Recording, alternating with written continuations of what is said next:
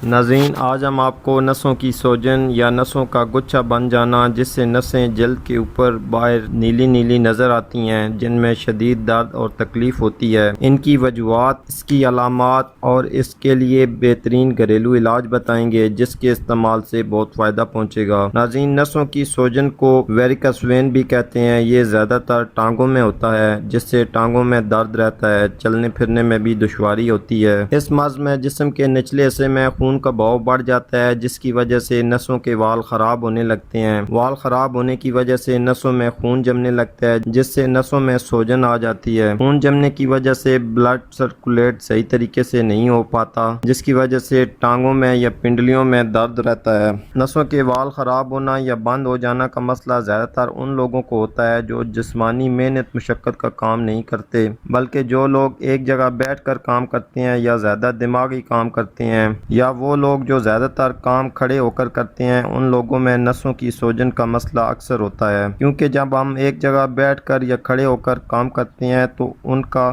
ٹانگوں کی طرف خون کا بہت تیز ہو جاتا ہے۔ جسمانی محنت نہ کرنے کی وجہ سے ہماری نسیں کمزور ہو جاتی ہیں، جس کی وجہ سے وہ بہت زیادہ خون کے بہاؤ کو برداشت نہیں کر پاتی۔ اسی وجہ سے نسوں کے وال خراب ہو جاتے ہیں۔ اس کے علاوہ ایسے افراد جو بہت زیادہ وزن اٹھاتے ہیں یا جو لوگ موٹاپے کا شکار ہیں، ایسے افراد کا وزن زیادہ ٹانگوں کی طرف پڑتا ہے، جس کی وجہ سے نسوں میں سوجن یا بلاکیج ہو جاتی ہے۔ اس مرض کے شروع میں ٹانگوں میں درد رہتا ہے، جس کو ہم نظر انداز کر دیتے ہیں، لیکن بعد میں ہمیں زیادہ مشکلات کا سامنا کرنا پڑتا ہے۔ ٹانگوں میں درد کی صورت میں ہم آئل وغیرہ کی مالش کر لیتے ہیں، جس سے وقتی طور پر آرام آ جاتا ہے۔ مالش کرنے سے نسیں نرم ہو جاتی ہیں اور بلڈ سرکولیٹ صحیح طریقے سے ہوتا ہے، اس لیے وقتی طور پر آرام مل جاتا ہے، لیکن بعد میں دوبارہ درد ہونے لگتا ہے۔ اس کے علاوہ ایسے افراد جن کو خون کی کمی یا پٹھوں کی کمزوری یا پٹھوں کے کھچاؤ کا مسئلہ ہو، یا ایسی خواتین جن کو لیکوریا یا پیریڈز کی خرابی کا مسئلہ ہو، یا ایسی خواتین جن کی اولاد بڑے آپریشن کے ذریعے پیدا ہوئی ہو، ایسی کنڈیشن میں نسوں کی سوجن ہو جاتی ہے، کیونکہ اس دوران خون کی کمی بہت زیادہ ہو جاتی ہے،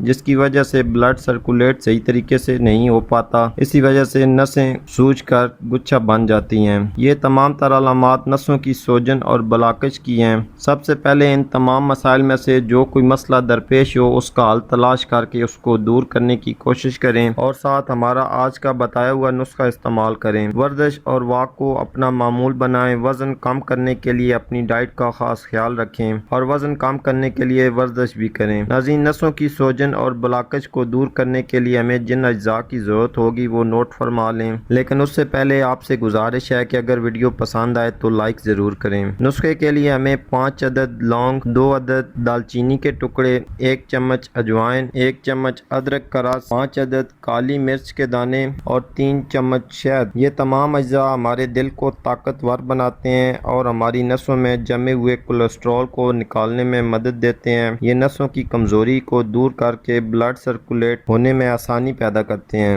اگر ان اجزاء کا استعمال ہم روزمرہ کی ڈائٹ میں بڑھا دیں تو ہم جوڑوں کے درد، بلڈ پریشر، بیڈ کولیسٹرول، دل کی کمزوری، نسوں کی سوجن، خون کی خرابی اور بہت سے مسائل سے بچ سکتے ہیں۔ نسخے کی ترکیب اور استعمال سمجھ لیں۔ شہد کے علاوہ تمام اجزاء کو 2 گلاس پانی میں ڈال کر چولہے پر چڑھا دیں۔ جب پانی 1 گلاس رہ جائے تو اتار کر فلٹر کر لیں۔ اب اس میں شہد مکس کر لیں۔ اس کاڑھے کو آپ نے نیم گرم ہی پی لینا ہے۔ یہ آپ نے روزانہ رات کو سونے سے پہلے پینا ہے۔ اس کے بعد کوئی چیز کھانی پینی نہیں ہے۔